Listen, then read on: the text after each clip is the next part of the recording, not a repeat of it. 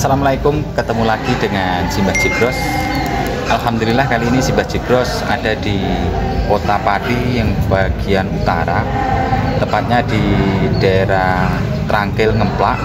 Kali ini Simbah Jebros sedang berziarah religi atau wisata religi ke makam Mbah Ronggokusumo, tepatnya tanggal 24 Februari 2024. Untuk sahabat-sahabat Simbah Jebros dan pelanggan Simbah Jebros, saya ucapkan terima kasih yang sudah menekan tombol subscribe, like, dan komen agar sahabat-sahabat Simbah Jebros tidak ketinggalan video-video dari channelnya Simbah Jebros. Dan kali ini Simbah Jebros akan berziarah dan mengekspos situasi atau gambaran di lokasi makam Mbah Ronggokusumo yang ada di Pati bagian utara, yaitu di daerah Trangkil atau Ngemplak. Mari kita ikuti ulasan dari Simbah Jebros.